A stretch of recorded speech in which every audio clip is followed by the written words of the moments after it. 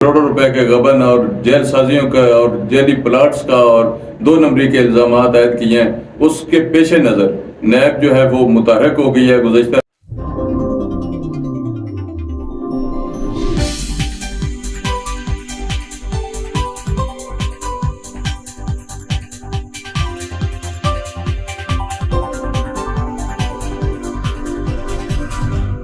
السلام علیکم ناظرین، میں ہوں جاوید باگٹ۔ آج منسٹری آف کامرس کے حوالے سے میں بڑی ایک اہم اور شارٹ سی گفتگو آپ سے کرنا چاہ رہا ہوں۔ آپ کو یہ بتانا چاہ رہا ہوں کہ جو نیب میں اپلیکیشنیں دی گئی ہیں منسٹری آف کامرس کے متاثرین کے حوالے سے، جنہوں نے جو موجودہ کمیٹی ہے اس پہ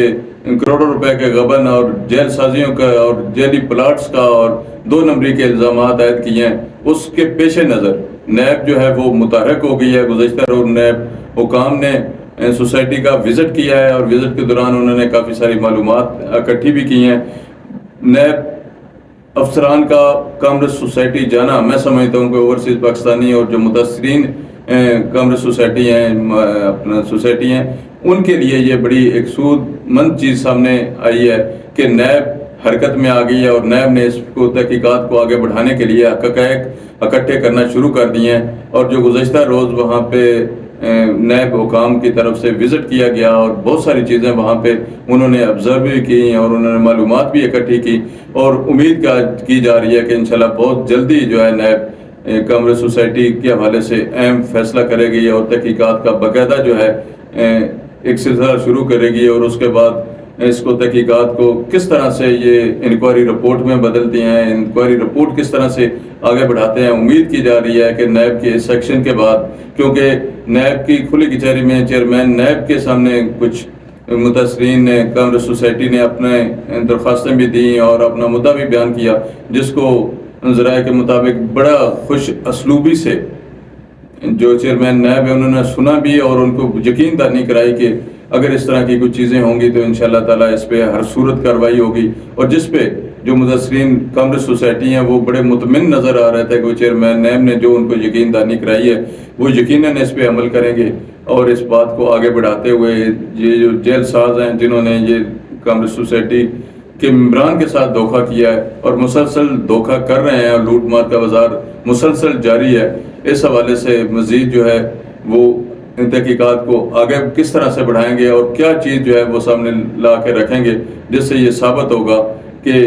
یہ انکوائری کس حد تک درست اور کس حد تک اس میں کچھ کمی ہے۔ وہ اس کمی کو پورا کرنے کے لیے جو متاثرین ہیں وہ ہر قسم کے ثبوت دینے کے لیے نیب کو تیار ہیں۔ گزشتہ روز ذرائع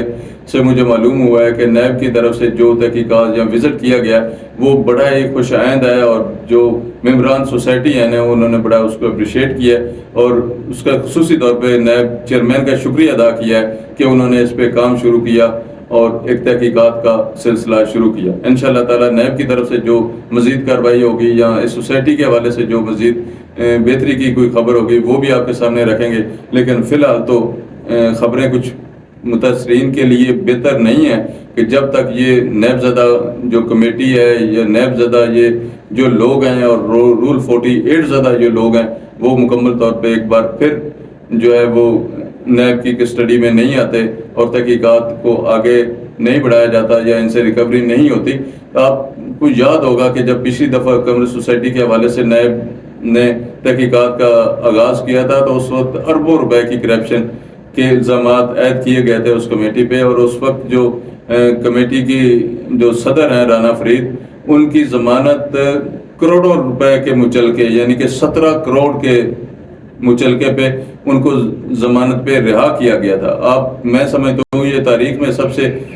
بڑا مچلکہ ہے اس حوالے سے، سوسائٹی کے حوالے سے یا باقی معاملات کے حوالے سے، کہ کورٹ کو بھی یہ اعتبار نہیں تھا، کیونکہ رانا فرید نے کورٹ کو دھوکہ دینے کے لیے کبھی لاہور ہائی کورٹ سے ضمانت کروائی، کبھی